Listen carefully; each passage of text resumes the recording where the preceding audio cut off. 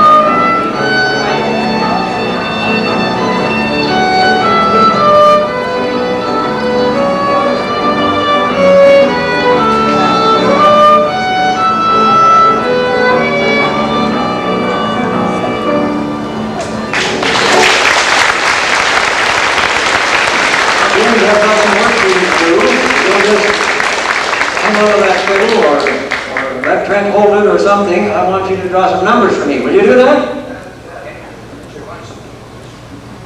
We got some prizes to give away.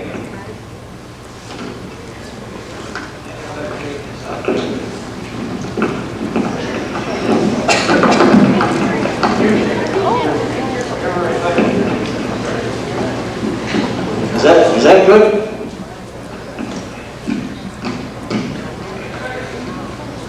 Okay, James, draw a number. I don't want to even see it till after you've got it in your hand.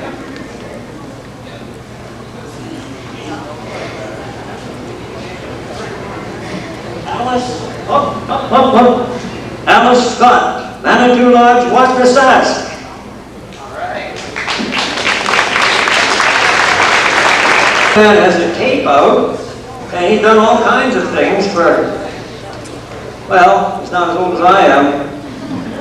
And he's made tapes, and he's played all over, and he plays other instruments. I'm going to get you to tell us how you say that. Sonata. Just how I would say it. Thank you. Thank you for coming, James.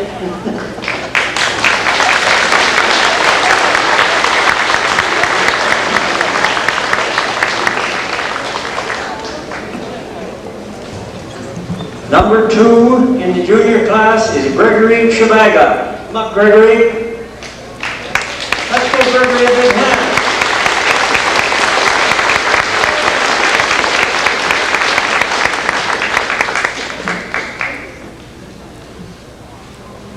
Now Gregory wins the prize of $50.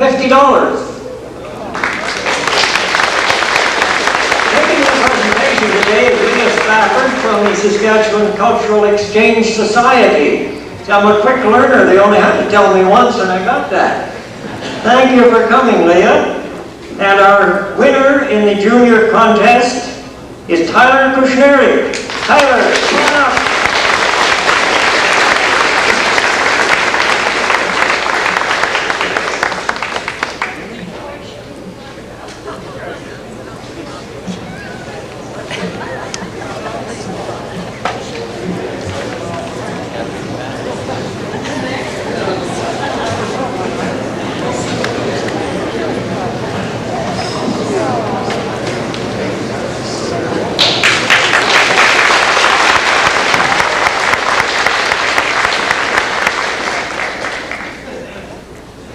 Leah made me promise not to ask her to say anything, and I'm not going to, but I only wondered why I couldn't get a girl like that when I was young. In the senior class,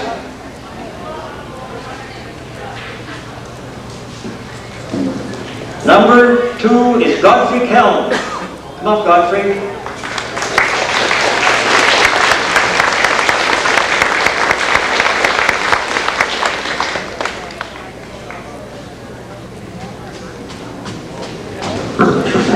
I'd like to say thank you for a very good audience. It's been a packed house, but you've been very patient with us. And to the Fiddle Committee, I've really enjoyed playing here today. Thank you, Godfrey. Number 1 in the senior class, Al Peterson.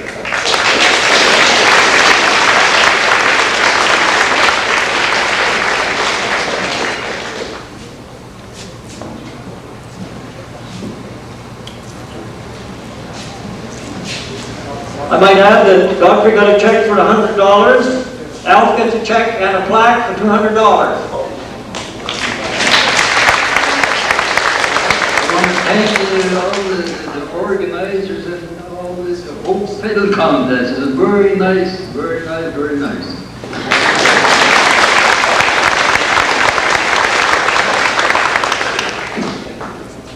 The grand champion contest. Number 4, Ernest Yapes. Come up, Ernest.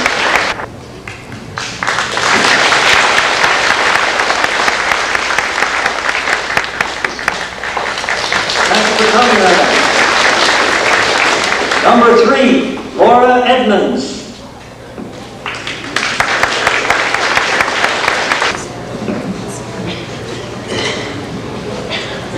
Laura also gets a check for $100 as a trophy. Thank you, Laura. Number 2, Rodney Krepp.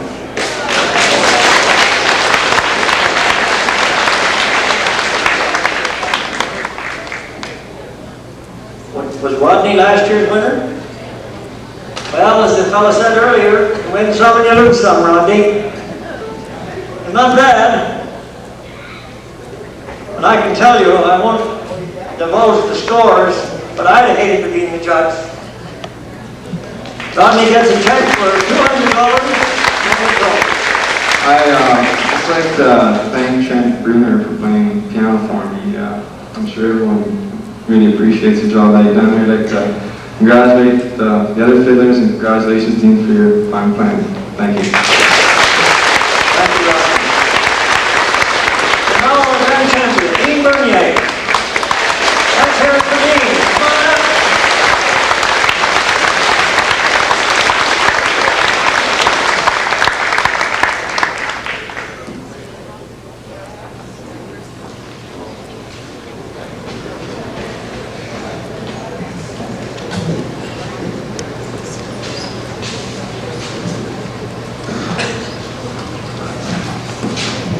Thank you very much. I'd like to thank Trent for accompanying me. I'd also like to thank all the people that have really supported my playing over the years. There are a great many who have done that. I'd like to thank my parents and Tom and many others who helped to work on the album, that are the tapes that are in the back, Bud and Ann Watson, and the Govan Fiddle Association. Thank you very much.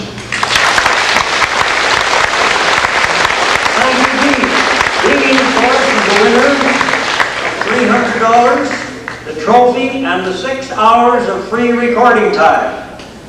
And in case you can't use it, of course, I will go to Rodney. I think he'll use it. Well, that ends the Saskatchewan Championships for this year, and congratulations to all those who won and all those who did not win. It's been marvelous to have you here and great fun to listen to you. Thank you for coming, and let's hear it for all the contestants.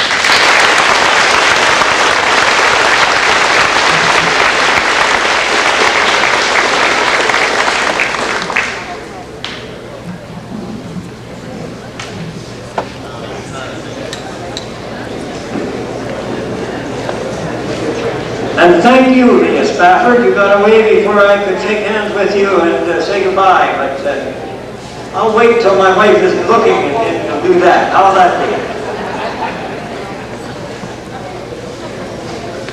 Now we have the finals.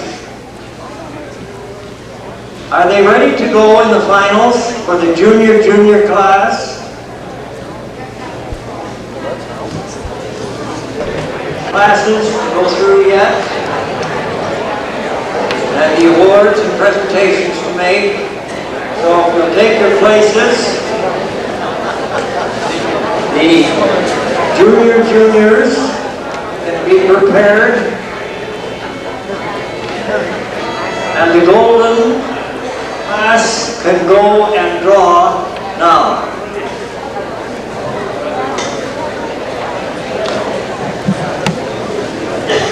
Seminar.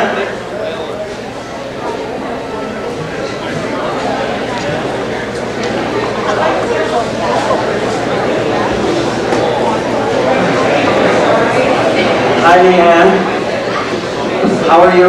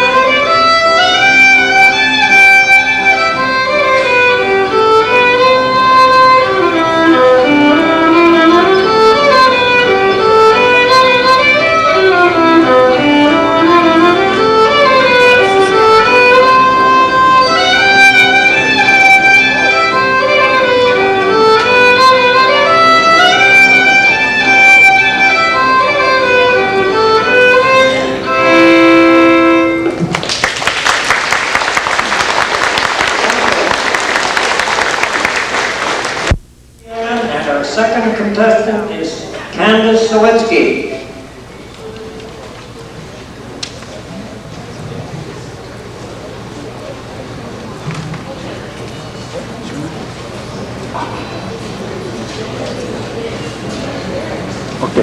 Candace. Okay, Candace, I think we're ready.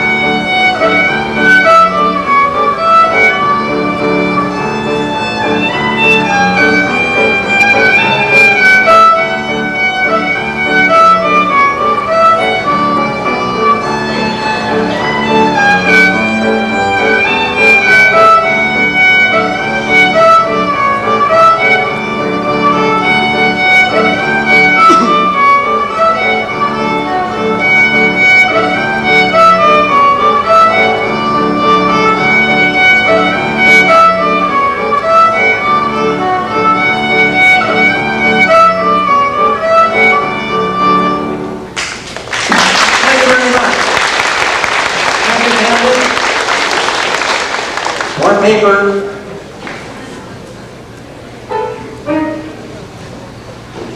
Haha, good news, I had to give some back.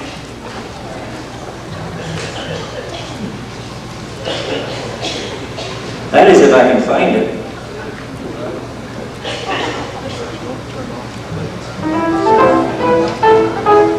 Well, I'll look later. I'm going to call now on James Latica. Come up, James. And while you're playing, I'm going to look for that paper.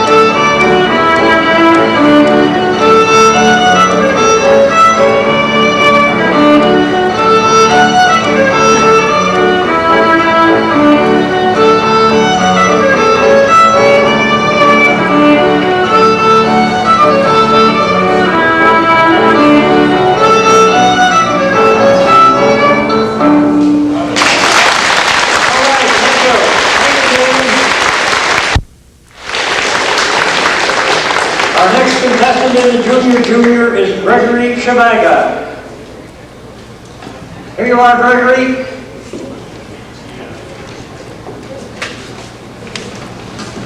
Is that about right for you? Or you tell me, a little higher?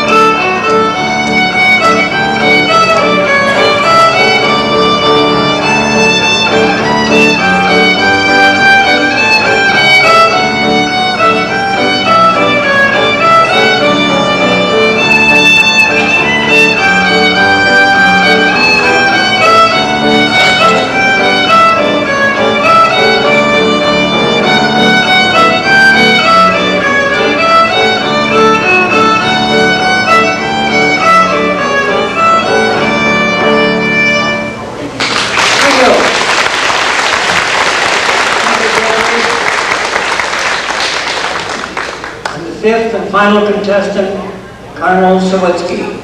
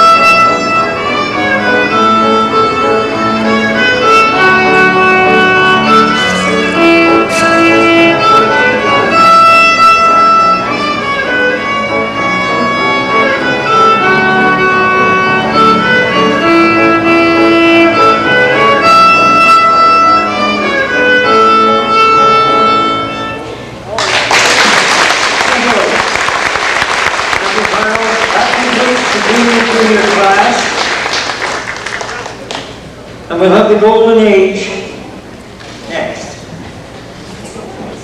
I just got some good news. There's a shortage of paper, so they have used this. I'm glad they didn't take me literally and recycle it. But the awards and prizes will not be given out this afternoon, but will be given out this evening with all the other prizes.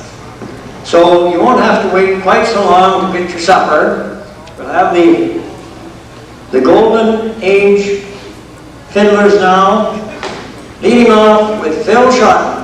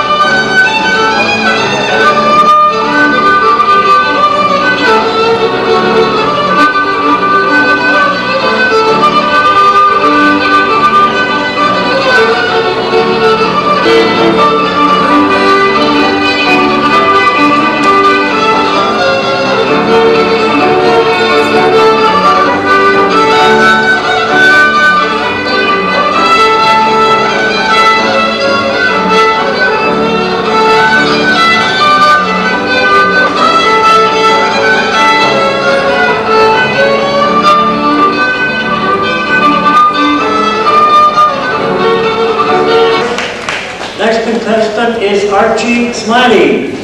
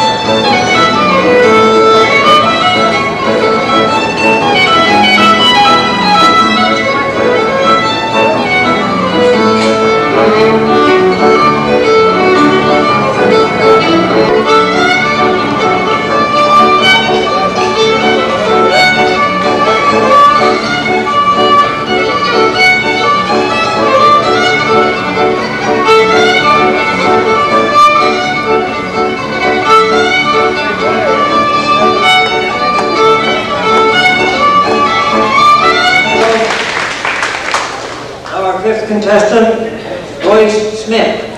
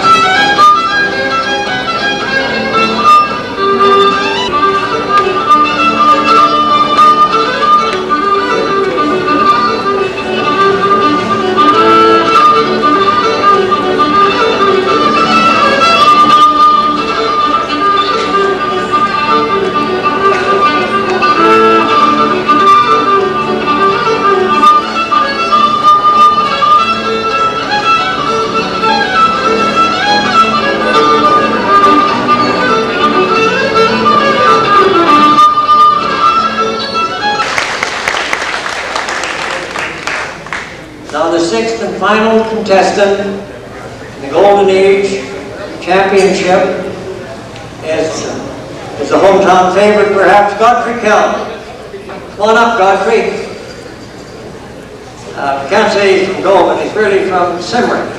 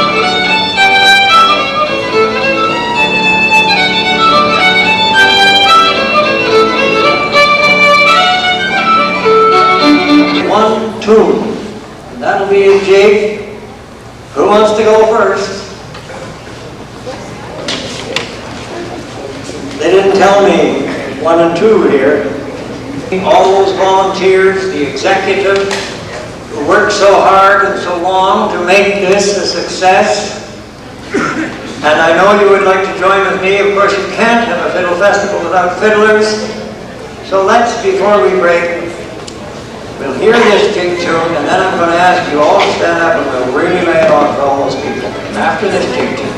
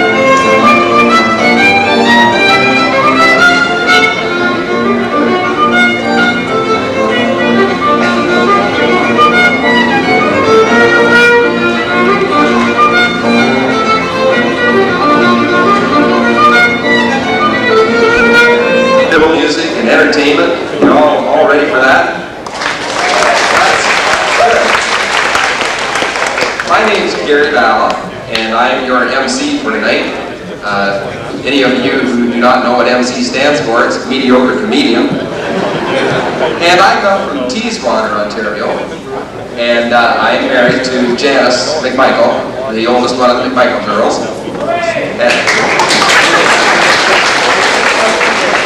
That's a dirty job, but somebody had to do it. But you know, this morning, Janice asked me if I was a little nervous. You know, I haven't been out to Saskatchewan before, and to come out to a bunch of different people, and not different that you're different, but strangers, you know, and she wondered if I was nervous. And I said, no, I'm really not nervous. And you know, I never thought a thing about it until I was just in the washroom, and a lady asked me the very same question.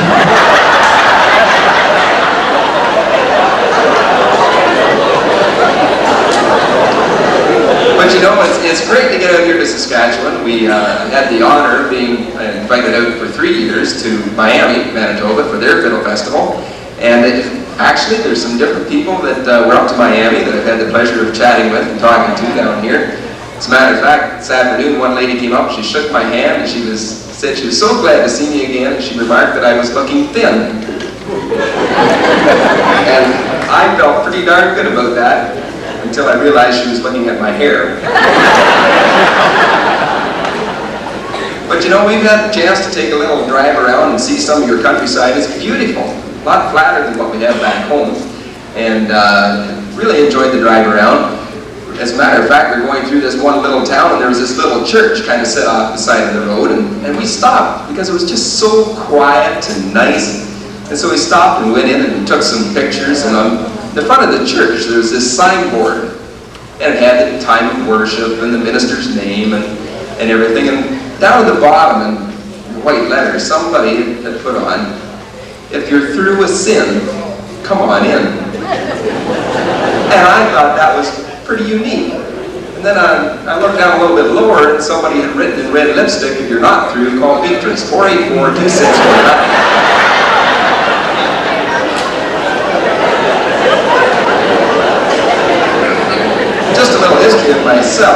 I farmed full-time down in Ontario until about a year ago, and I started working at the local radio TV station, working there in the farm department and broadcasting, and so that's a real change. It smells better than a pig barn, and the pay's better too. But anyhow, it's sure nice to be out here, and it's nice to be out where Calvin is again. And we're going to bring Calvin up onto the stage here in just a minute. But I met Calvin Ballrath out in Miami. And as a matter of fact, I don't know if you people realize how much Calvin does for his home community. He spends a lot of time, like he's a busy guy. He played with George Fox and around on tour with all the people, Willie Rogers. And, is that the right name? It just doesn't sound right. Roy Nelson. Okay, I got it now. No wonder it didn't sound right. And, shucks. So anyway, he's a busy fellow. And one thing that Calvin likes to do is he goes around to the local hospitals, senior citizens' homes, and he visits with the elderly. And he'll take his fiddle in and he'll play away, and then he'll stop and they'll talk about the old times. And there's this one elderly lady that he liked to go to and talk to and chat with, and she really loved the fiddle. And Calvin went in this one afternoon and he was playing the fiddle, and he stopped and she was telling him about the old times down on the farm, and Calvin, he looked up on her night table, there was this dish of peanuts. And so he reached up and he grabbed a peanut and he threw it in, and she was talking away about her family, and Calvin reached up and grabbed another peanut, and I'm sure we have all gone through this, you know, like once you have one peanut, it's pretty hard to stop. And the next thing you know, Calvin reached up to grab another peanut and the dish was empty. Well, Calvin felt bad about this. You know, here, this poor lady, her dish of peanuts was completely gone now, and she was just kind of winding down about Christmases on the farm. And she said, "Oh, Calvin, I do so enjoy you coming in here and playing old tunes. It reminds me of our family parties at Christmas." And Calvin said, "Well, look at it. I have a confession to make." He said, "I came in here today and I didn't realize it, but I ate your whole dish of peanuts." She said, "Don't worry about that." She said, "Ever since I lost my teeth, all I can do is suck the chocolate off them anyway."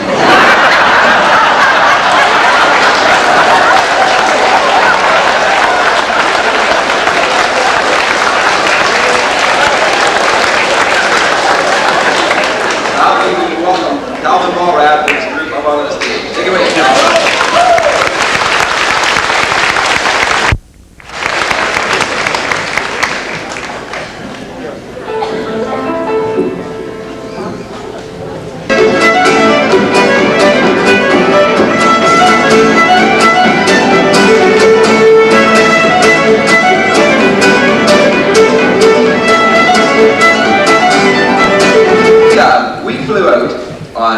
Thursday, and we had a very good flight, although I was a little bit nervous. I was listening on the headset to the pilot talking to the tower just when we were coming into Regina, and the tower asked the pilot for his height and position, and the pilot told him he was 5'10" and at the front of the plane.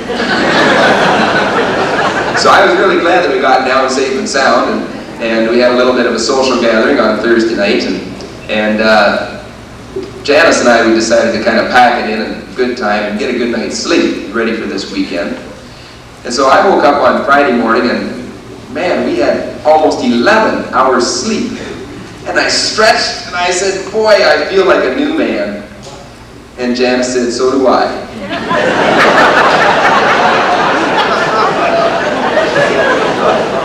So that's not a very good way to start off your day. And so I kind of questioned her about it.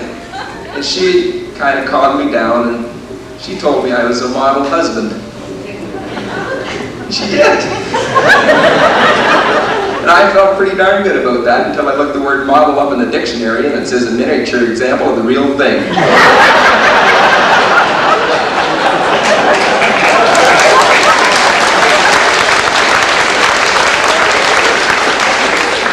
And then it went from bad to worse.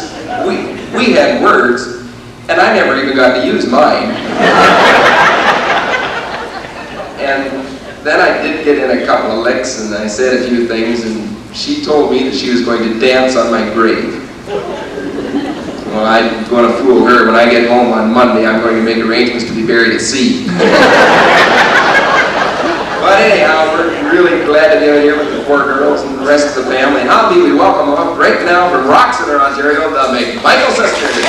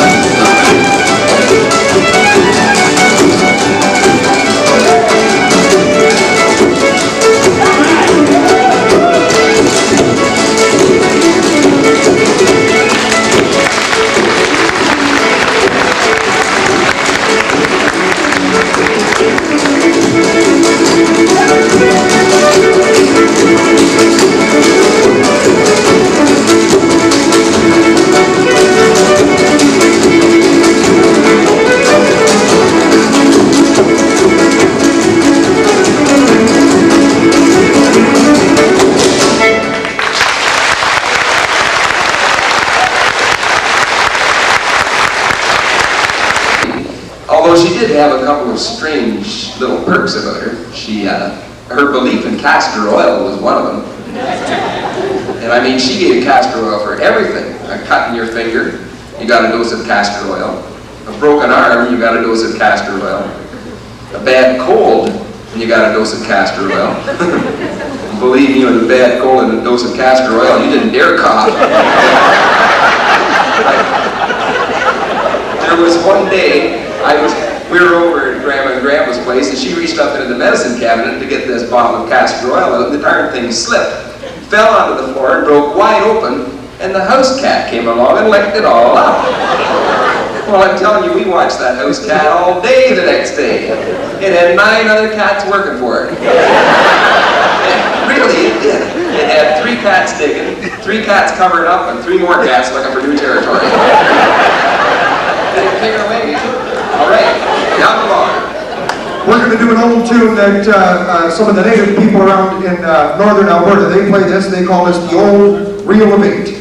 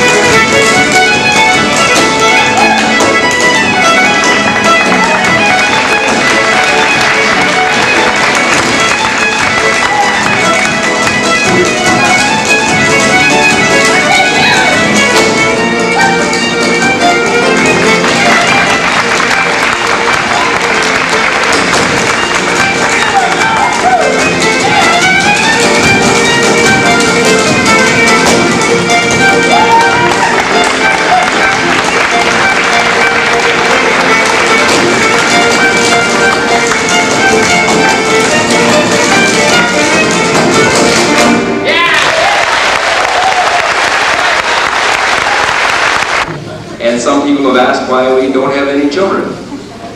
It's really quite simple. I can't catch her.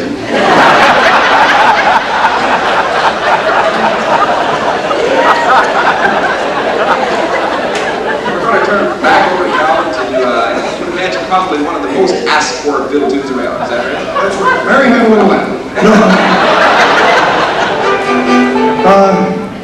There's a young girl over here and somebody else a little while ago asked if I'd do Orange Blossom Special, and I haven't done it all weekend. So what the heck, we're going to do this. I've got this on my brand new album that I have here for sale, and I got all my old ones here for sale too. Hope everybody's enjoyed the show. I know you're going to enjoy the contest. We'll see you in a while.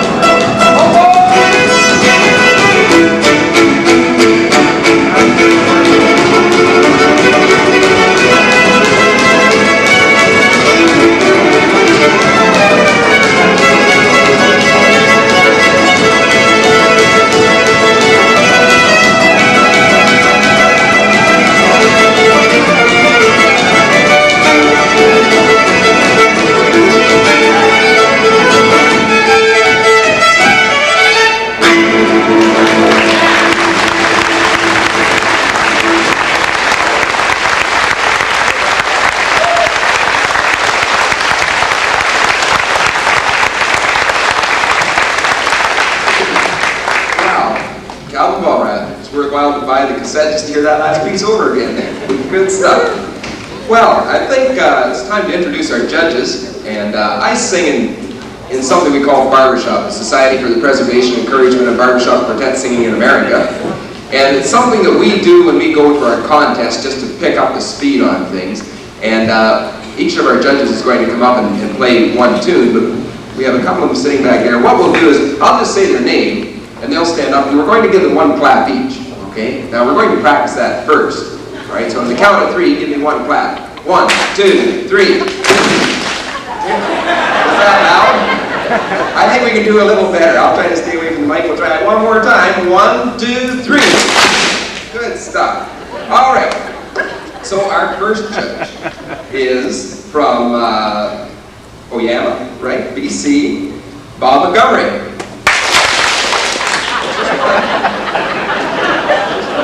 I'll let you away with that one. And our next judge is from Selkirk, Manitoba, Mel Bedard.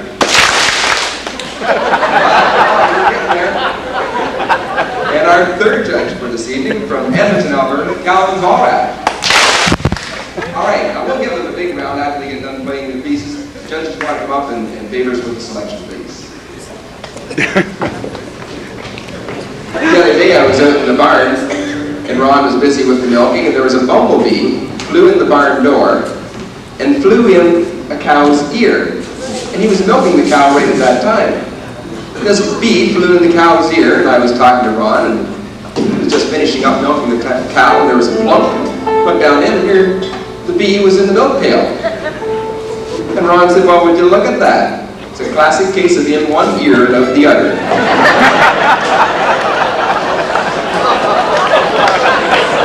All right, looks like we're all set for our first cut. Now we are.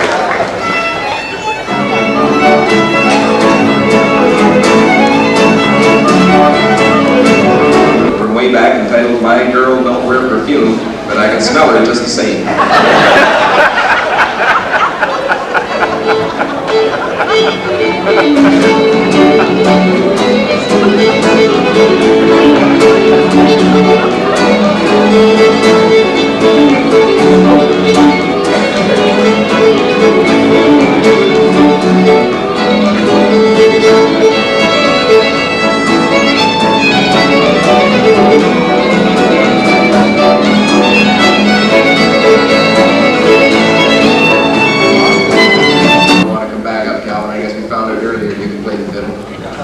We'll excuse you this time.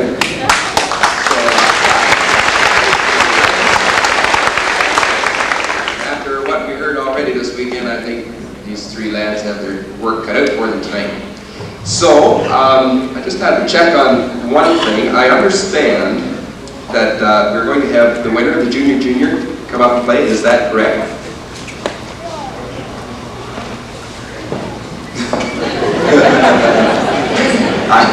Is that, where are we?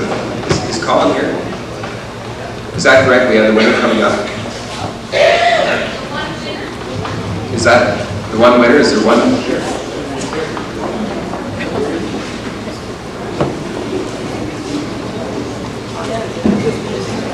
Good job, buddy. Good job, Mel.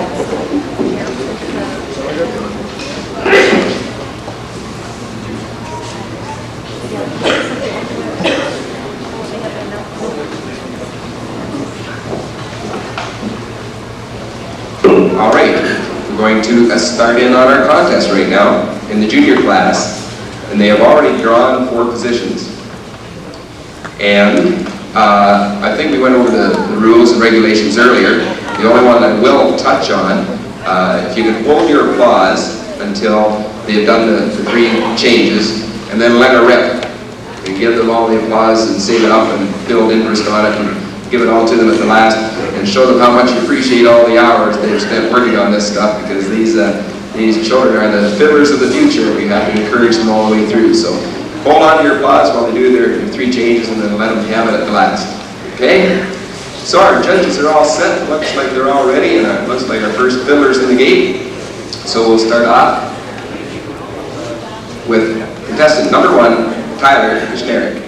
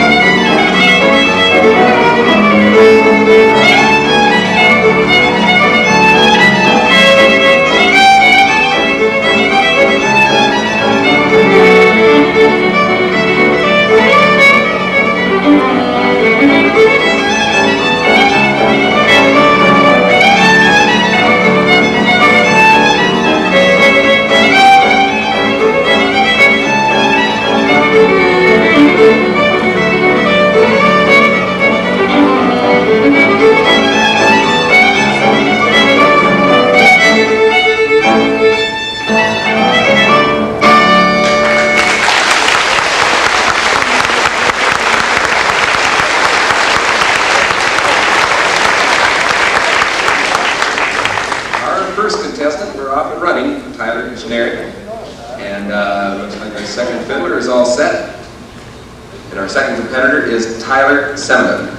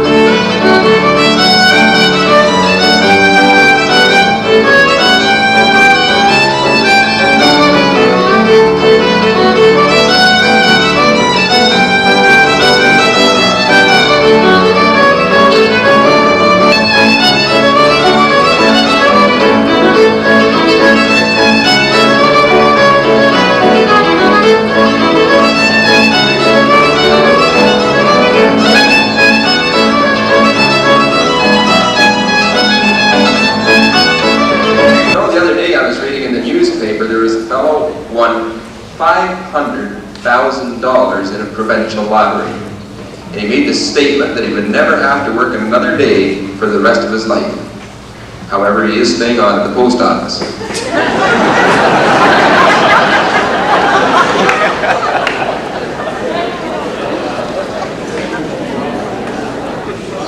Sounds good to me. Bud was just mentioning if the seniors could go back and draw up your position, please. Senior class, 5 finalists. Go back and draw up your position. And we're ready for our next contestant, Lynette Chavega.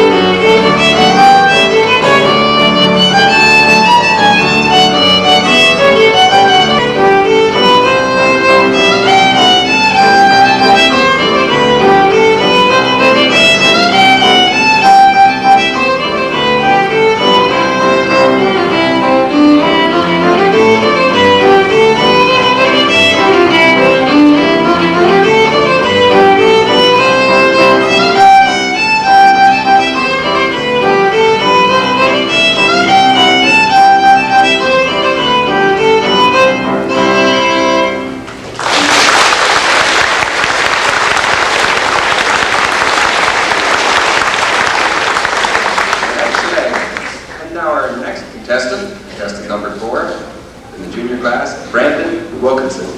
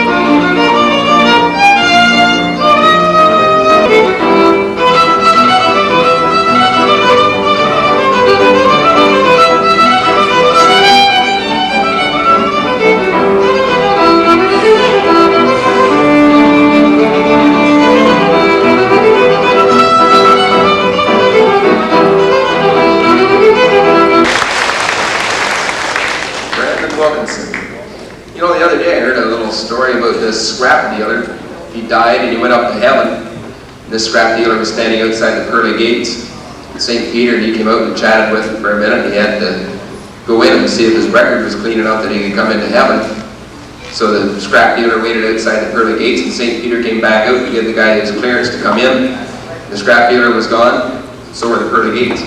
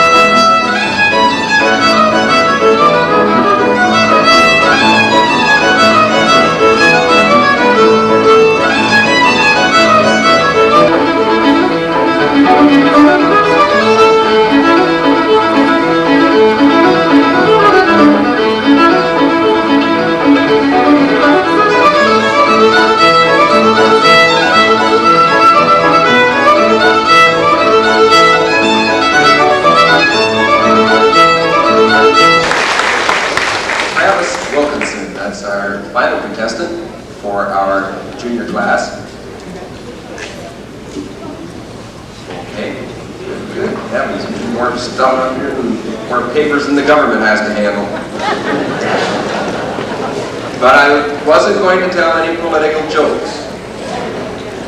Because good heavens, they provide us with enough things to laugh about. I don't know, most governments can shoot themselves in the foot, occasionally. but the current government seems to be able to reload so quickly.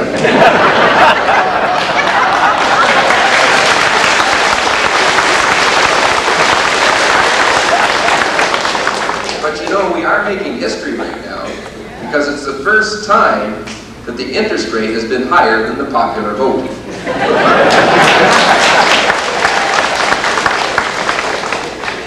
All right, a couple of announcements.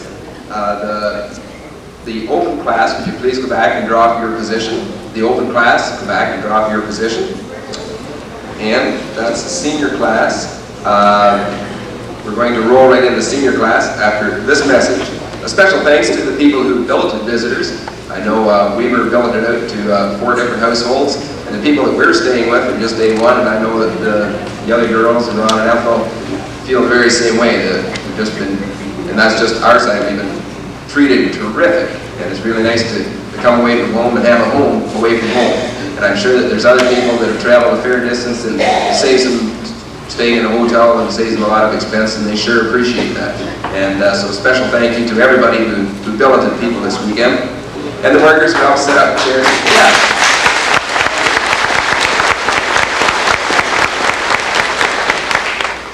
Of course, the workers who helped set up the chairs, etc. this morning, and a whole lot of money and issued the stamps all across the country. So they tried it just in the Ottawa area.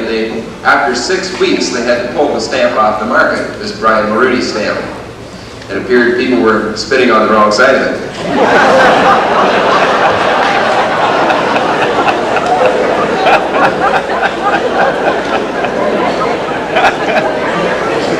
And our third contestant, we're ready for him, is Alf Peterson.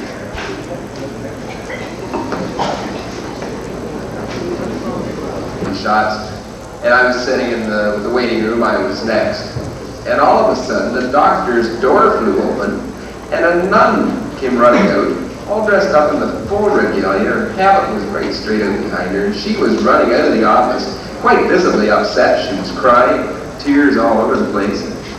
And the doctor, she stuck her head around the corner, and she said, "Next." So I got up and I went in. My curiosity got the better of me, and I said, "Doctor, that nun, was there anything serious wrong with her?" The doctor said, "No, I just told her she was expecting." And I said, "Really?" And she said, "Well, no, but it sure cured her hiccups."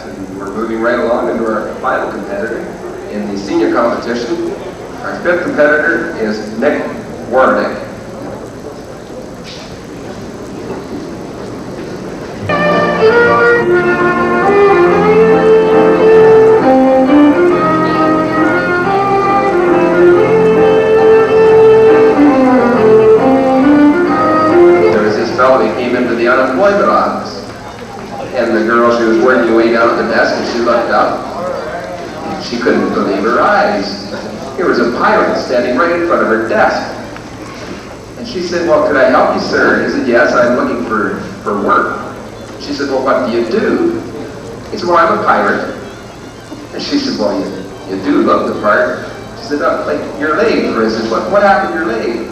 And he said, well, there was one night they were out doing battle, out in a very fierce battle. It was kind of foggy, and he said he walked across in front of the cannon, and one of his shipmates let the cannon fire and blew the bottom of his leg off.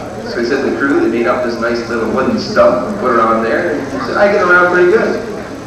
She said, well, that's very interesting. But she said, that steel hook on your hand, how'd you get that? He said, oh, this hook.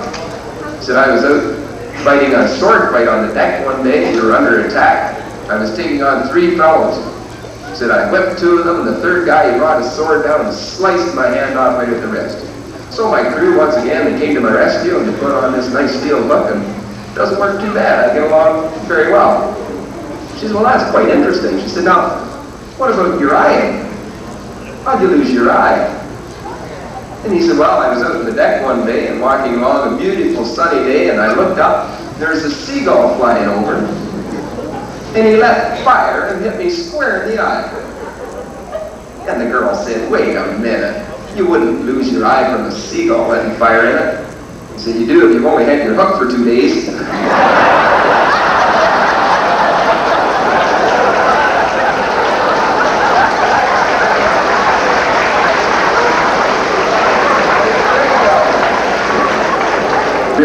Really neat, and so I'm really looking forward to coming out and seeing it this year.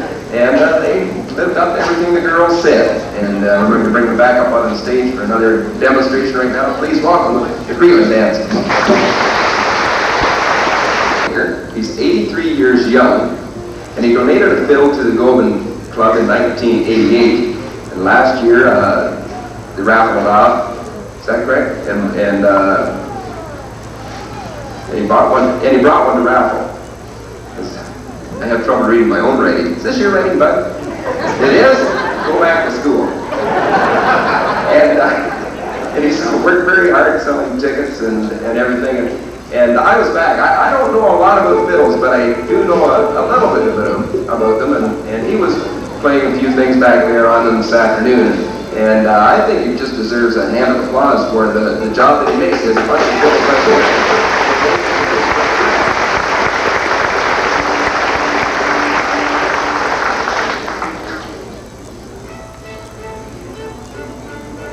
And he has helped the group of people out financially as well by creating a savings account. And Calvin and Mr. Calvin and Mr. Bjornson are going to give us a tune here, a duet.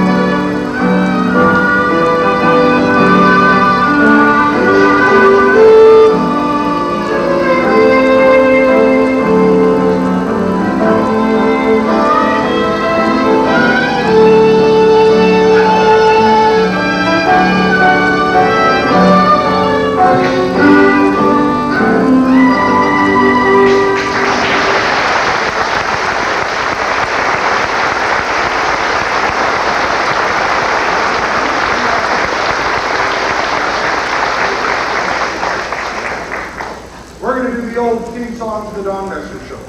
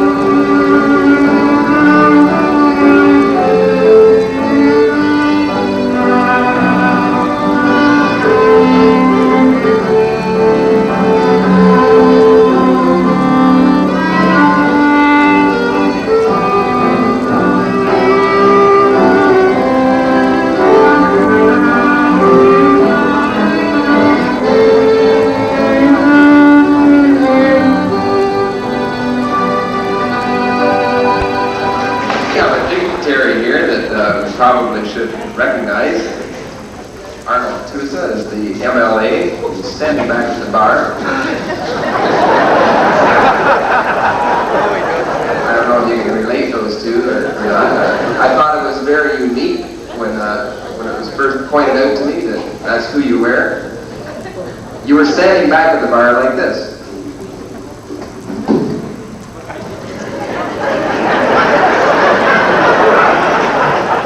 Now, I think that it's really unique to see a politician with his hands in his own pockets.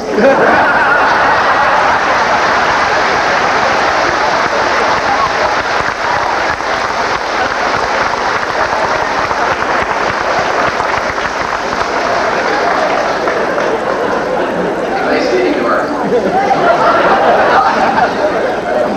I think we're all set to move on into the open class. Our 5 competitors are likely ready. And I think we'll be all set. We just had one microphone to move. Then we'll start off with our first competitor in the open class, Carl Cloman.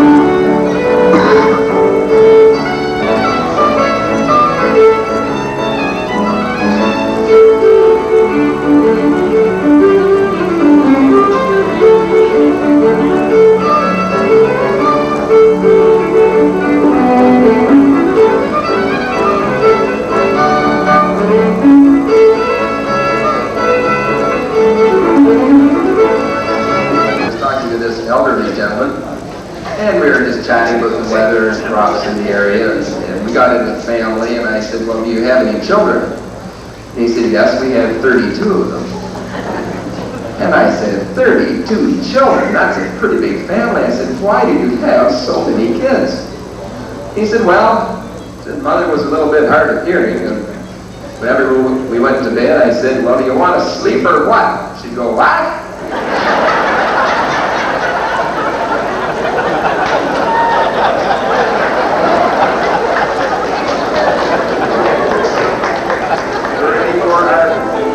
Third competitor in the open class.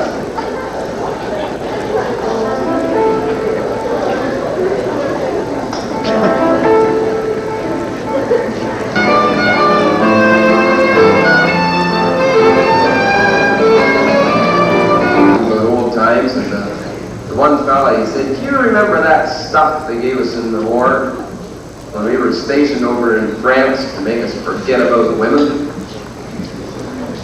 The other fellow says, yeah, I remember that stuff. First guy said, well, the stuff they gave me is just starting to work.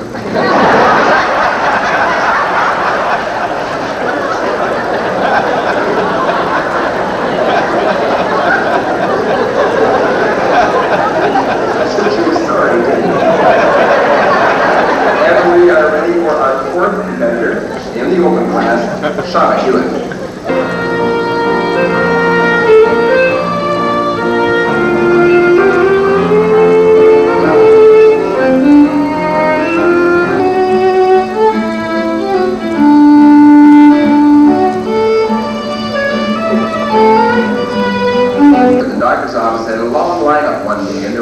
Elderly ladies sitting there, and the one turned to the other and she said, you know, I've been sitting here for so long that my bottom's gone to sleep. And the other one said, well, you know, I thought so because I heard a snore a minute ago.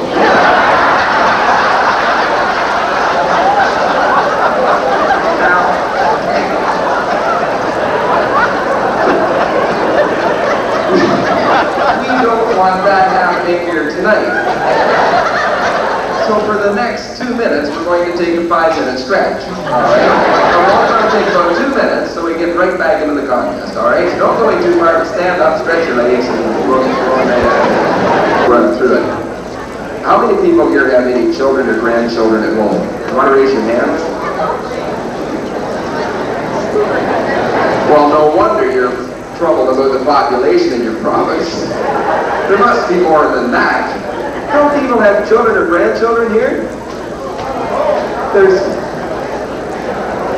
for a minute I thought that guy with 32 kids was the only one that was raising the population in your province. But this is a fairy tale, and this fairy tale is about 3 little rabbits. And the rabbits' names were and. Now one day came down sick, so and headed into town to get something to make him feel better. And they walked into the doctor's office. The doctor said, hello, and where's today? And said that was at home sick. And they needed some medicine to make him feel better. And he said, well, don't you worry. And I'll give you something to make you feel better. So he went back in the back room, came out a little while later with a little package, sat at the counter, and he said, there, this will fix it right up. So picked it up and paid for it, carried it home, gave it to him. And he got really sick. So the next day, headed back to town. This time they decided to go to the drugstore. And they walked in there, and the druggist said, hello, and where's today? And said, because they're home sick. And they needed some medicine to make them feel better. And he said, well, don't you worry. I'll give you something to make you feel better. So he went back in the back room, came out a little while later, a little package, sat at the counter, and he said, there you go, boys, this will fix it right up. So picked it up, paid for it, carried it home, gave it to him.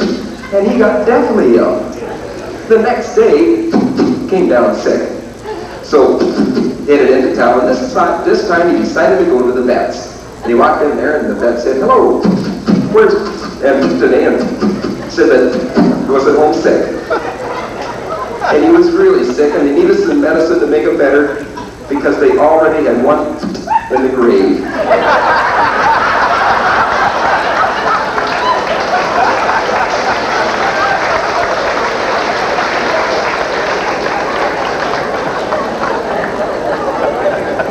Well, we're going to try something here that we spent hours and hours, like, what, 10 minutes? 7 minutes? And so we're just going to give it a whirl and see how it goes.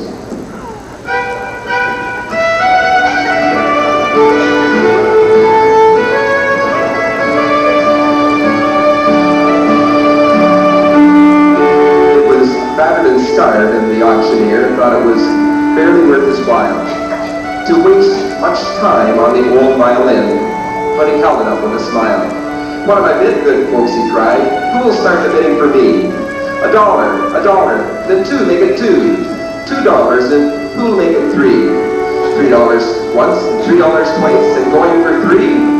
But no, from a room far back, a gray-haired man came forward and picked up the bow. Then wiping the dust from the old violin and tightening up the loose strings, he played a melody pure and sweet as a caroling angel would sing.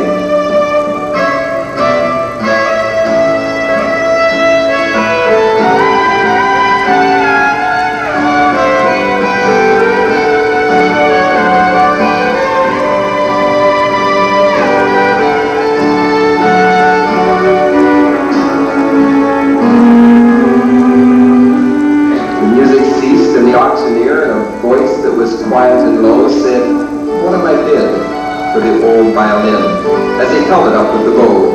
$1,000, and who'll make it 2? 2,000, and who'll make it 3? 3,000 once, 3,000 twice, and going and gone, said he. Well, the people cheered, but some of them cried, "We do not quite understand what changed his worth." Swift came the reply, "The touch of the master's hand." And many a man with life out of tune and battered and scarred with sin is auctioned cheap to a thoughtless crowd, much like the old violin. A mess of pottage, a glass of wine, and a game, and he travels on. He is going once, he is going twice, he is going and almost gone. But the master comes, and the foolish crowd can never quite understand the worth of the soul and the change that's wrought by the touch of the master's hand.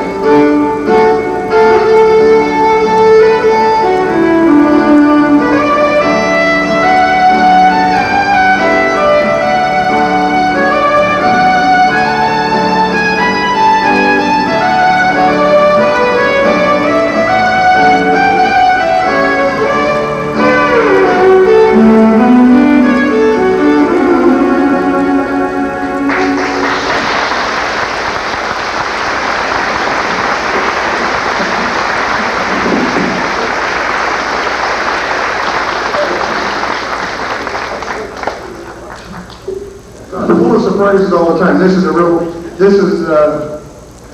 the story, the touch of the master's hand.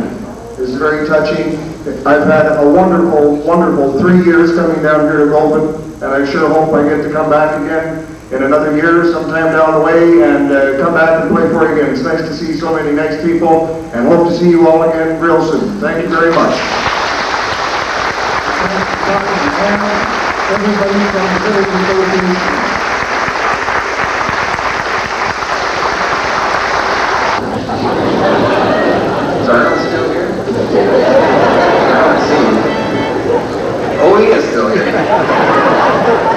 What do you get with a politician buried up to his neck in sand? Anybody know? Not enough sand.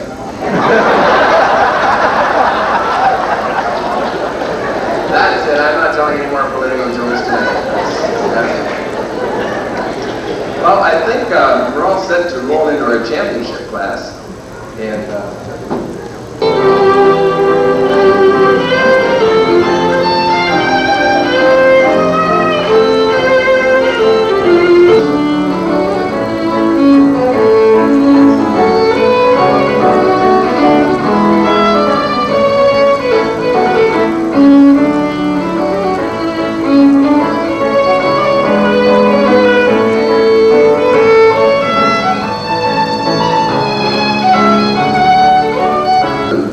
that girls marry guys that resemble their fathers. It's true. I guess that's why most mothers cry at weddings.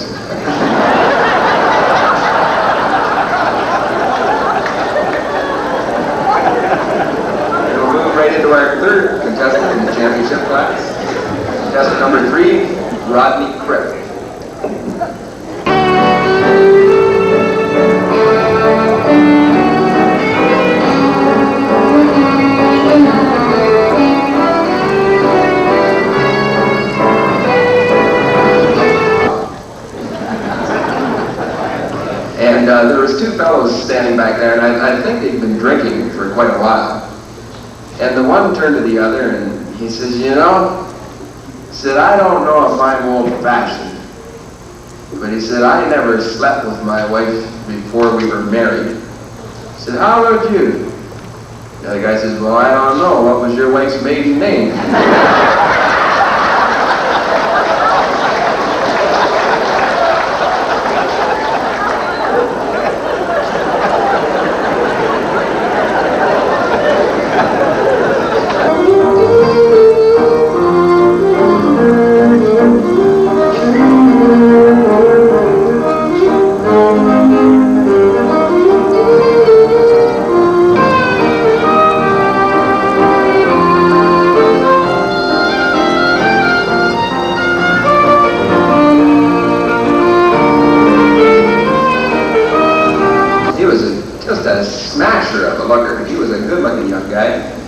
But he had this one hang-up that he wanted to have beautiful babies because he was so good-looking himself. So he set out on this journey to find the excellent-looking wife. Now there's this old farmer, he had 3 daughters out in the edge of town. He had a blonde, a brunette, and a redhead, and now they were good-looking girls. So this guy, he went out and he explained to the old farmer what he was going to do. He said, if your daughters are perfect in every way, just one of them, he said, I'll marry them and bless you with beautiful grandchildren. So I said, well, all right, date one of them. I said, where do you want to start? And the guy said, well, I kind of like the blonde. So they went out and they dated 2 weeks, and they came back home. He said, man, did you ever have a great daughter here? We had so much fun, but she won't do. He said, she's not perfect. She's a little bit cross-eyed. Not much, mind you, but just a little bit cross-eyed. He said, oh, well, fine. He said, well, try the brunette. So they dated for 2 weeks, and he came back.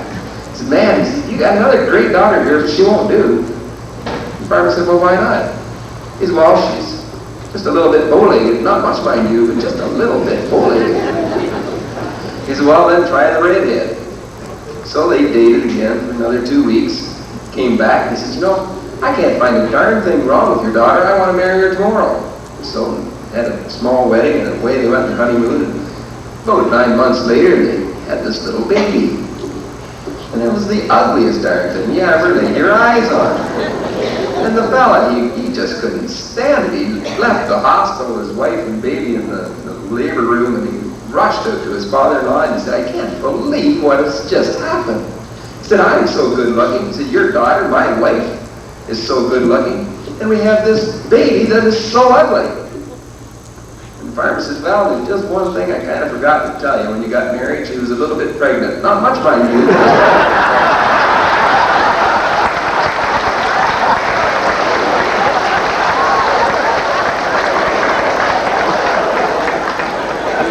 Well, just while we're finishing up tabulating all the results, if you have to take a minute and go make your bladder gladder, feel free to do so.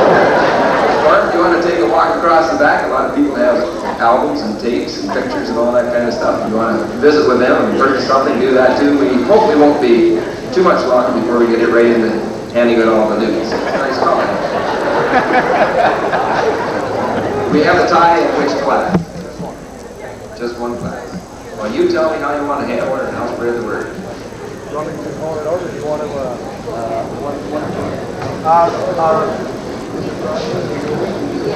Rodney Krepp and Gary Hill to replay one of the sentences. Rodney Krepp and Gary Hill. You get 50 female pigs, and you put them in a big field with 50 male deer. It's really quite simple, because if you do that, then you have $100,000.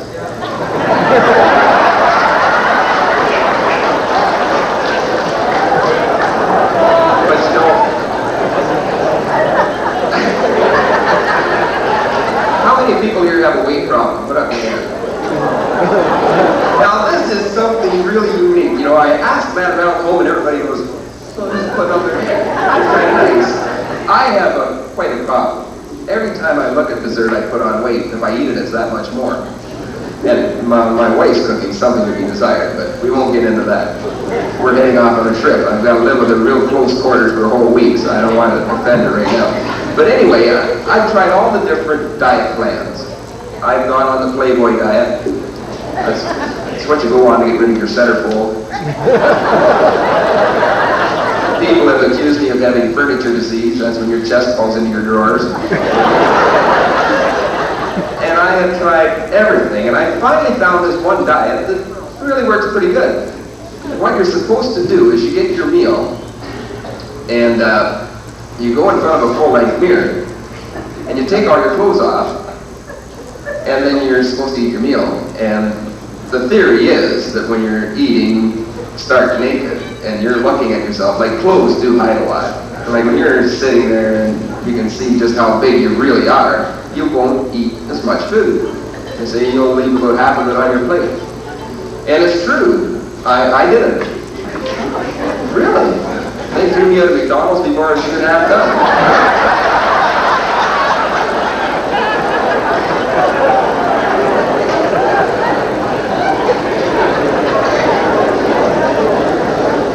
Last night I was talking to a fellow back at the bar, and I said, so how are things going? And he said, oh, really good. He said, are you married? And I said, yes. And I said, my wife's an angel. And he said, oh, you're lucky, mine's still living.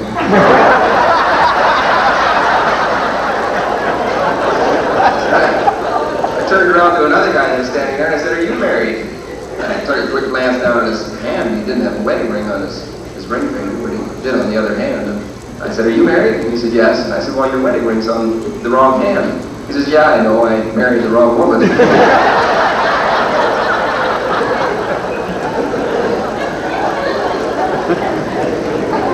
So, as soon as the fiddlers get close, just give me a wave and I'll sit down and be quiet. You know, back home in Teeswater, there was some fellows, they were all in the waiting room at the hospital. Their wives were having babies, and so they were really kind of sitting around with not much to do, and so they decided that they would play some cards. So none of them had any cards, and the hospital didn't have any playing cards, and the nurses station said, well, why don't you just use these medical cards and just make up your own rules and just play a game of poker that way.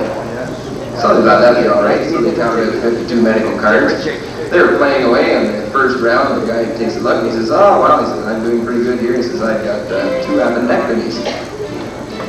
And the next guy said, oh, I've got that beat. He says, I have 3 heart transplants. And the next guy said, well, I don't know. He said, I've got 2 gallbladder operations and 3 tonsillectomies. And the next guy said, well, that's nothing. I had the all beat. He says, I have 5 enemas. And they said, wait a minute, 5 enemas, what's that give you? And he says, it's a royal flush.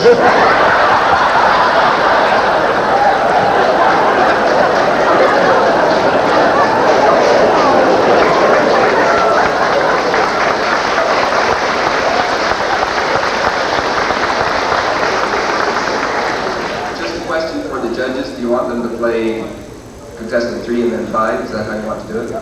Okay. So contestant 3 would be Rodney. Is Rodney in and ready? Well, Gary, are you ready? You've got the answer. Chris, you want to play for me? Or we can wait a couple minutes if that's fine. If you'd be more comfortable that way, that's no problem. He's here now? Well, hot dog, saved by the bell.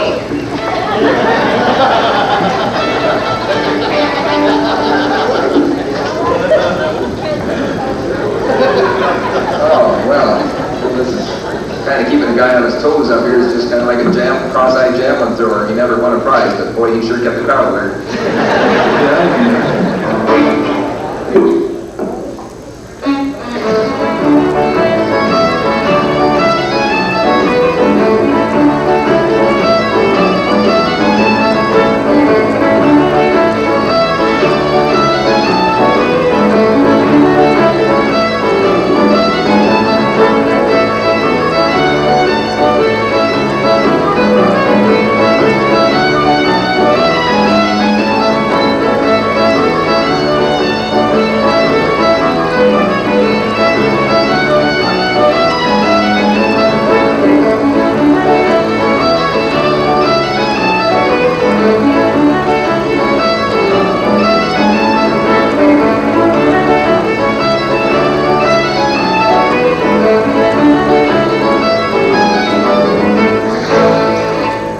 Rodney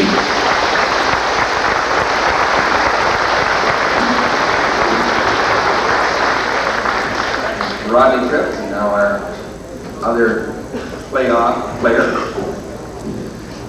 is contestant number 5, Gary Hill.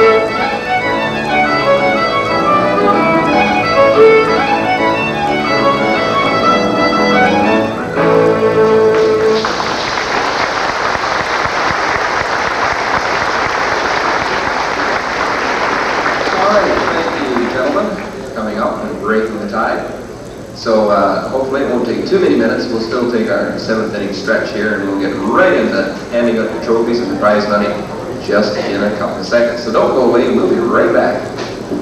All set to get started here. First of all,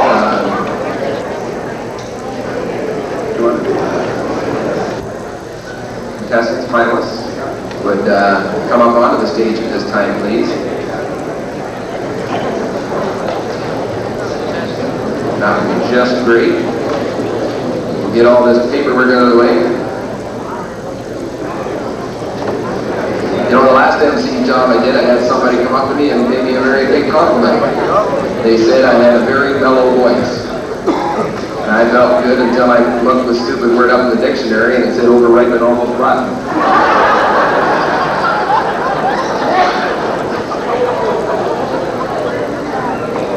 Well, we have you folks out here. I bet you're after some money and some trophies, aren't you? Yeah.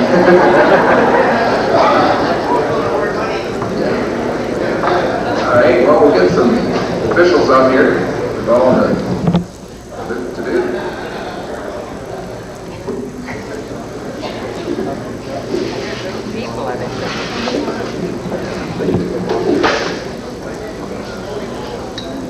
Okay, when you're all set, we'll start with our 5th place in the junior. And the 5th place goes to Carnell Sawinski.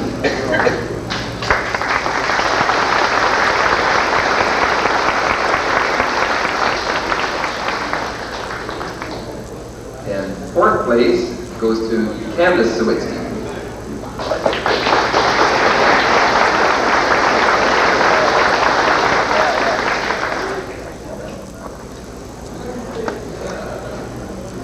Third place goes to Leanne Semenek.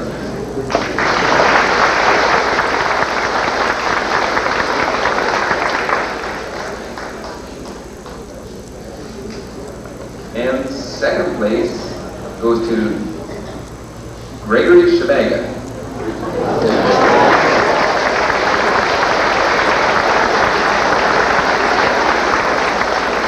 And 1st place in the junior goes to James Lanica.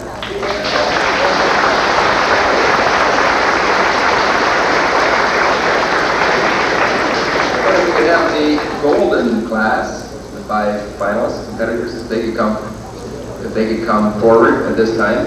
Thank you very much, and keep those fiddles playing, all right? Make sure you come back. Just like you said, $20.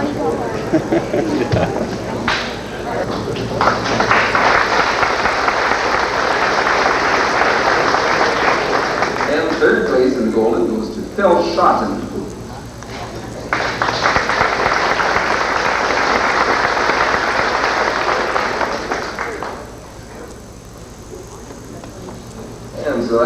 moves up through to second place, and that goes to Archie Smiley.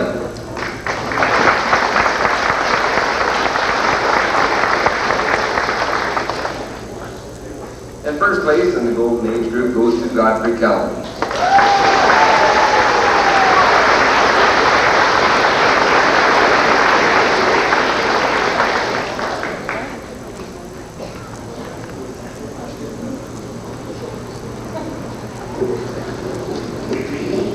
Well, we have one other gentleman up here, and it's his birthday today, and Ann just suggested that one of us should give him a kiss, and Marlene, you got the job.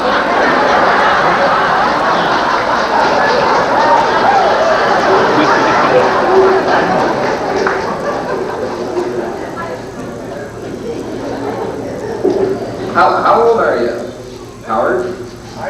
How old are you?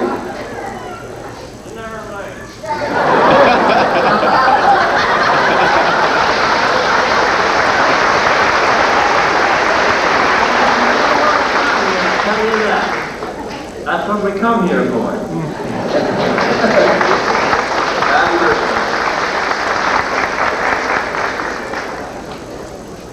Show that these folks put on here with these dancers, that's reward enough. That's just fabulous. You've got some kind of MC here, I tell you.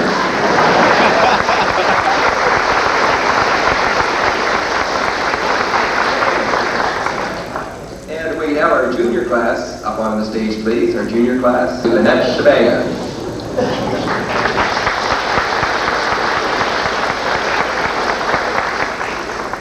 Fourth place to Travis Wilkinson.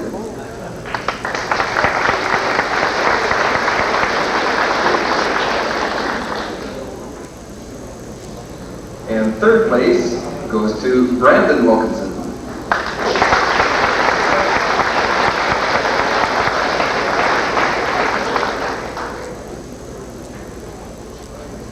And second place in the junior category goes to Tyler Kushneri.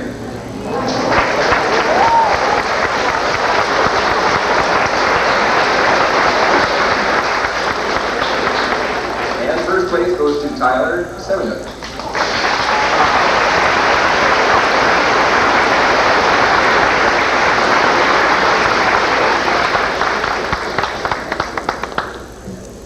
And once again, excellent job. Keep those fiddles going. Great class.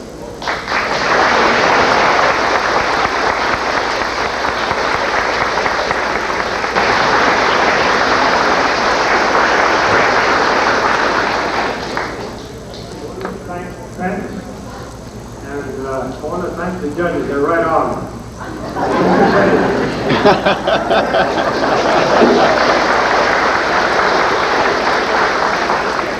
Fourth place goes to Gordon Jeffrey.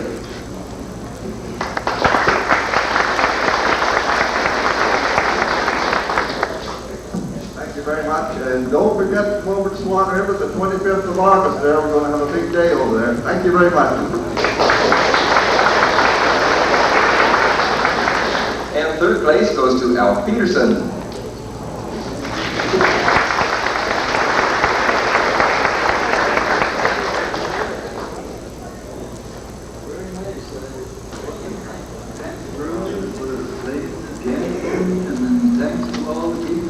Done this up.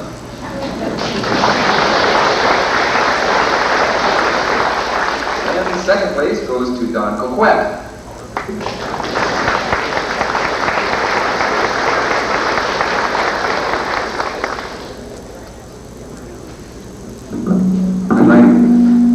I'd like to thank everybody who's connected to this great fiddling contest.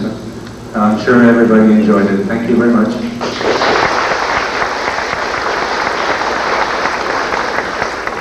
And the winner in our senior category goes to Nick Warnick.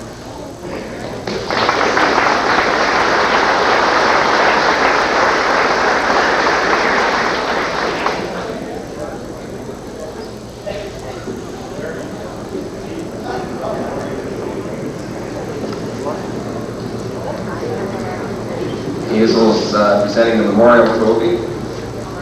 Thank you very much, everybody. I sure enjoyed playing here. This is the 5th year, I guess. Thank you once again.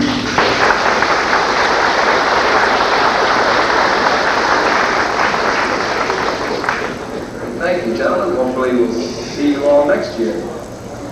Congratulations. The Teeswater, it's about 80 miles straight north of London, Ontario, right on number 4 highway. And I found out that the population in Teeswater has remained exactly the same for the last 192 years. It's true. It seems when anybody gets pregnant and has a kid, another guy leaves town.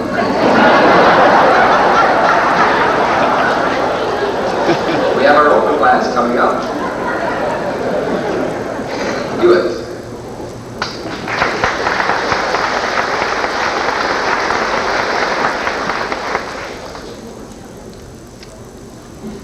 And 4th place goes to Laura Edmonds.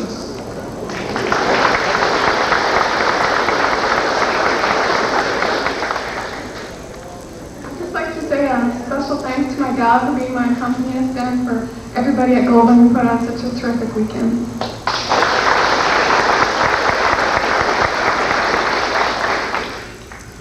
And 3rd place in the open category goes to Victor Ukraina.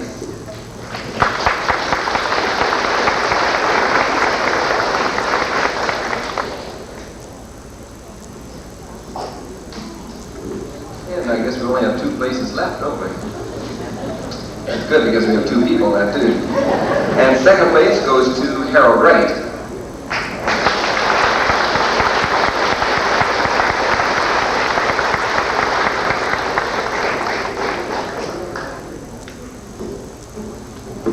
I also would like to take this opportunity to thank everyone who participated in making this such a huge success. I think it's been terrific. The entertainment's been, let's say, fierce. It's been really, really good. Thanks ever so much.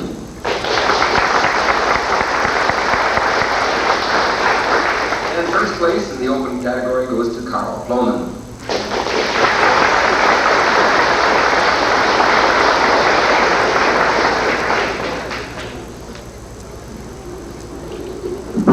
I'd like to thank everybody, all the committee that worked so hard to make this contest a big success. This is my 2nd time here. We were here for the first contest in 1985, is it? 86? And I sure hope I can come back again. Thank you very much.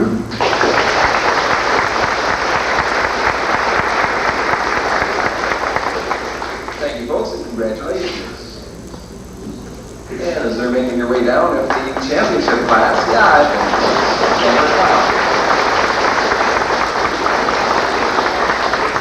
championship class can make their way to the platform, please.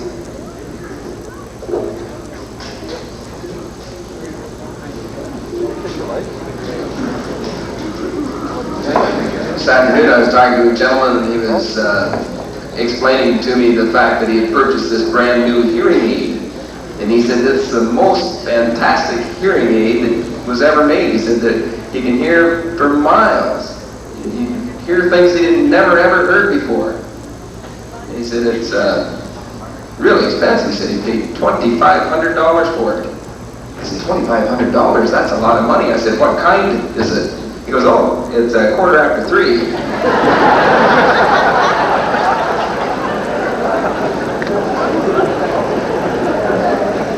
We have the 5 in our championship class. They must be shy. Look how far back they're standing here. They must be afraid of the mic or something. Yeah, I'm not kidding. And 5th place in the championship class goes to Walter Kuzik.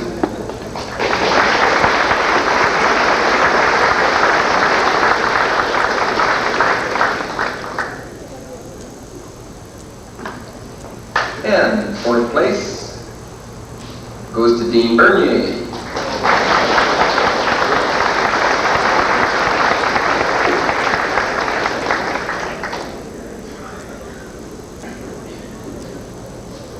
And 3rd place goes to Gary Hill.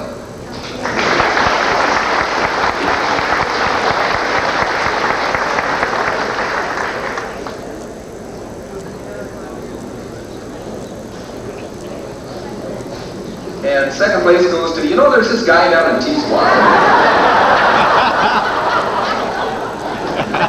second place goes to Rodney Crick.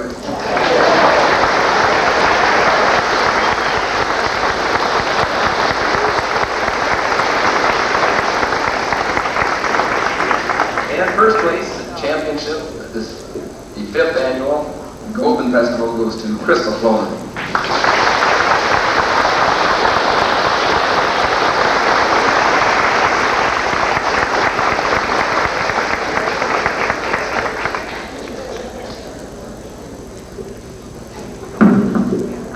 I'd just like to thank everyone who came, and the judges, of course, and people who put this on. When I was first here in 1986 with my dad, it was only one night and it went over well, and now it's a great weekend, so hope we can keep it up.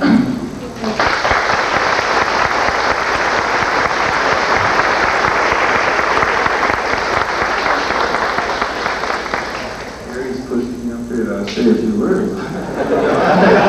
I'd also like to, I guess, thank the committee here. This fiddle contest, I've been coming to this for the 5th one in a row, and I guess of all the contests we've been to, it's probably the best one going in Western Canada, I think, now. And but other than that, you got a great show going here. Keep it up, and we'll see you guys again next year, hopefully. Thanks.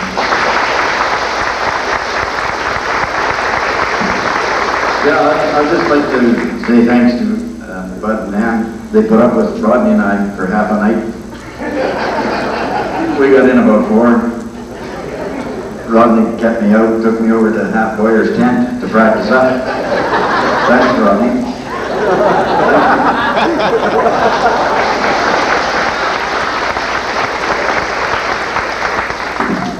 The same thing goes for me. Bud and Ann, I think you did a great job, as well as the whole Govan Fiddle Association. And there's a lot of other people behind the scenes that you don't always see. And it's a lot of work putting these on. Thank you very much.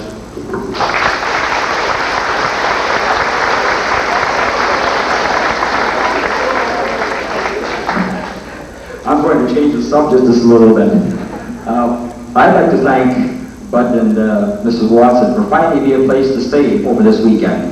I'm staying at the home of Mr. Joe McKay, and these people are treating me royally. Your hospitality is second to none. Thank you very much.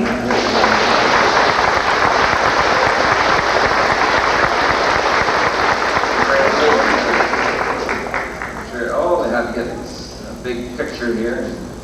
Everybody smile.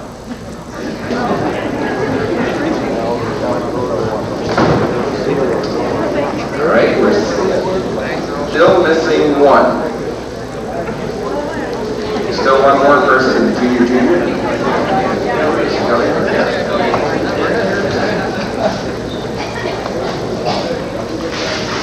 One thing we have to find out are your ages.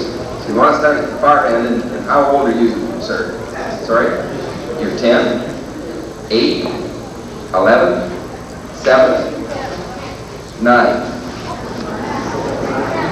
So 7 is the lowest number, right? That's for the youngest thing.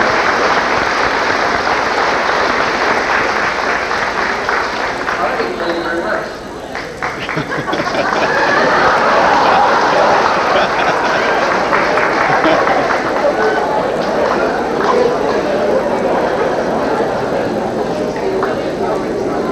Okay, in the golden class, our 5th place finisher, Royce Smith, was the oldest competitor, and he already picked up this award. So Royce Smith was the oldest competitor. How old was Royce? 87. That's an 80-year spread. 87 to 7. All right. We still have some raffle and oh, we still have the best waltz, the best reel, and the best.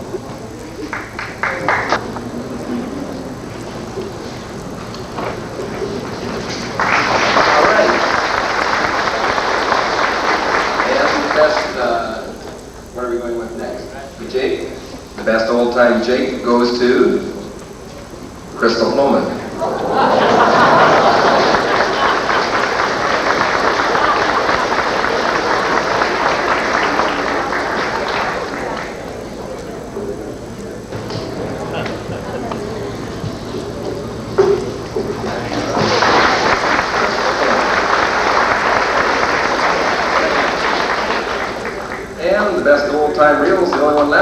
goes to Crystal Floman.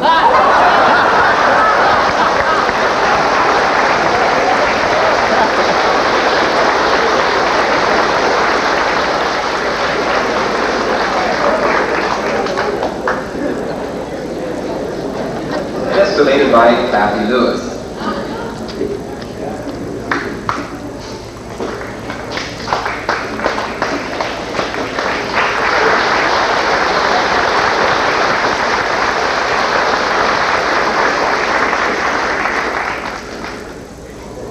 And, oh, Crystal, you can go sit down now.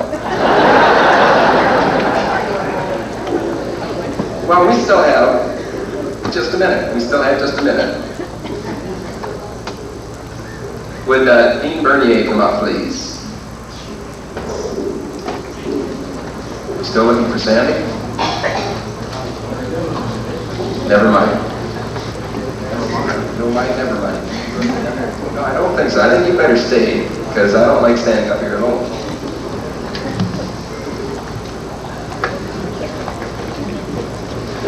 Dean told me he wrote a new song last week. He called it The Shades of Night Were Falling Quickly, but I got a good peek anyway.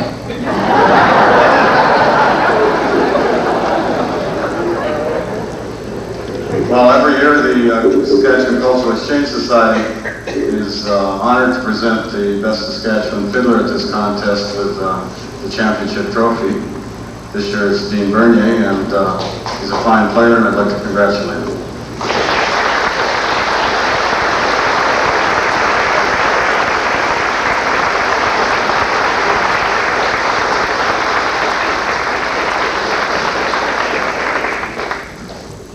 Thank you very much. I don't think there's much I can say that hasn't been said already. It's an excellent contest, and I really do hope it continues in the future. Thank you very much. Also, if you're interested in any cassette tapes, we're selling some in the back. Thank you.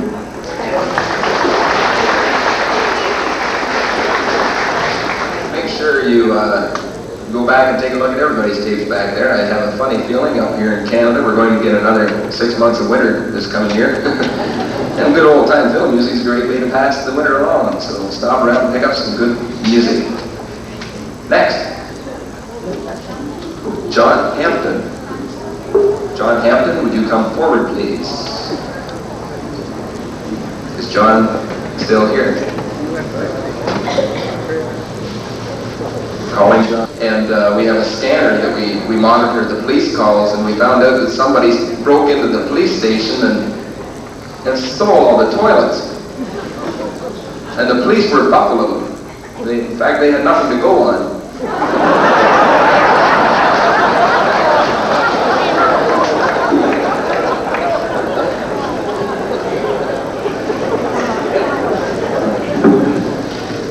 On behalf of the Schools and Field Association, I'd like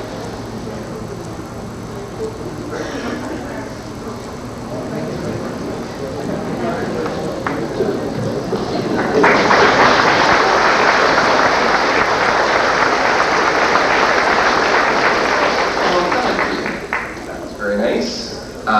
We still have a draw, a couple of draws yet, do we not? I see the drum down here.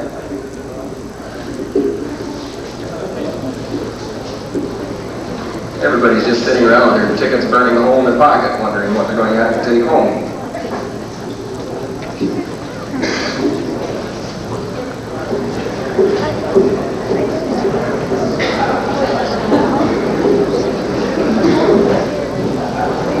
All right, to begin with, $50 draws. We're going to have two of them, each worth $50. And I have some tickets in there if you want to just pull them out, that'd be great.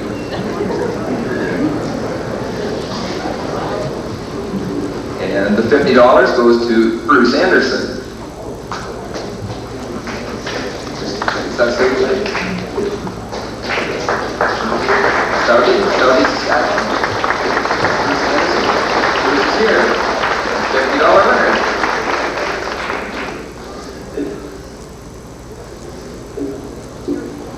Sure, I'll make a draw.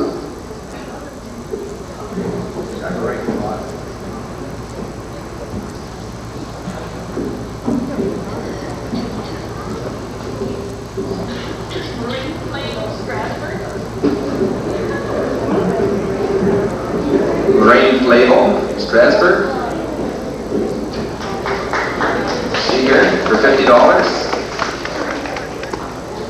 Fiddlers.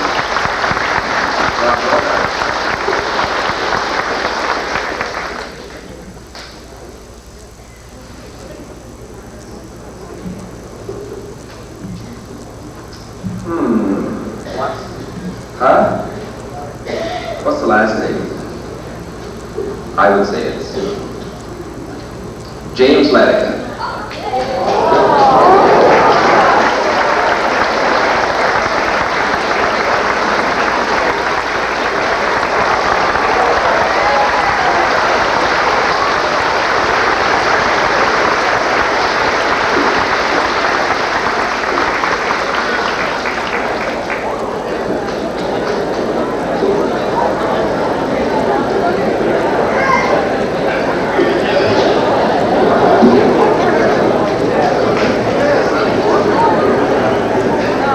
We still have some more stuff.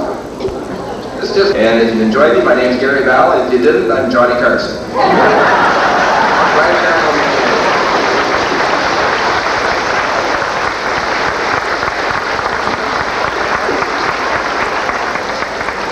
Can you come up, please?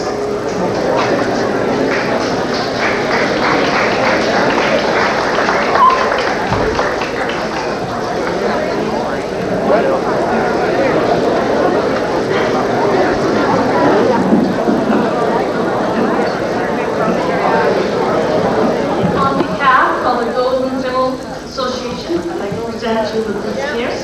They're all the same, but they're in different boxes. And seeing the two have husbands, and they've got lots of room in their cases. We'll give you the bigger box. Thank you.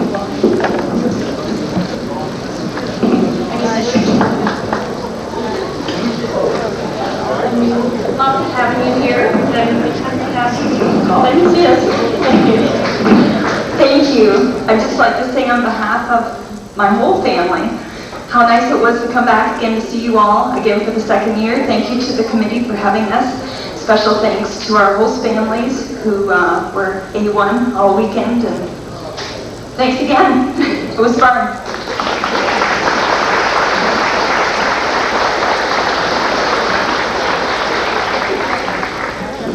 Thank you to Calvin and Trent and Keith for playing for us too. We sure enjoyed dancing to them. Well, you folks got out lucky. I can't shut it off with that many words at home. Just remember on your way home tonight, for every mile of road you have 2 miles of ditch. Drive careful, stay out of them. I'd like to see you again next year.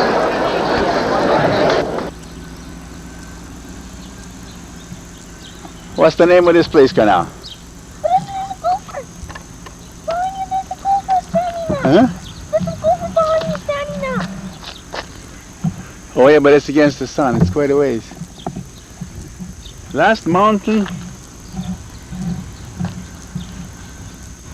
They call it Last Mountain Lake, right? Yeah, Last Mountain Lake. Pretty nice out there, you know. See how it is. I'm not going in the lake, I'm just going to go again. Well, not in the lake, but just I'm just going to see it. okay, to the beach. This is nice.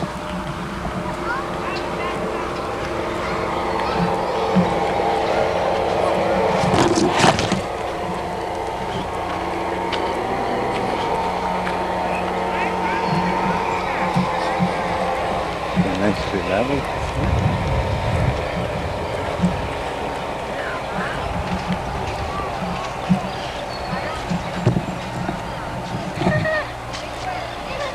Let's go in that. Oh, we can't get in that pier because we haven't got swim trunks.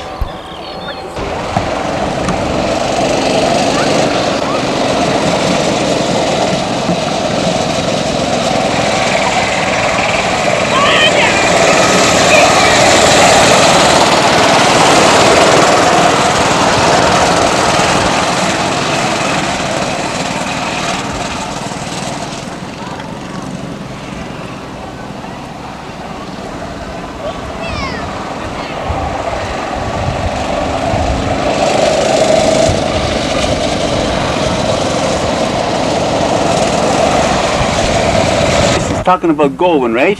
Yeah. Okay, there's your nameplate, this Kimberly's. Candace, put your hand down. Nameplate and canals. And as a souvenir, we got this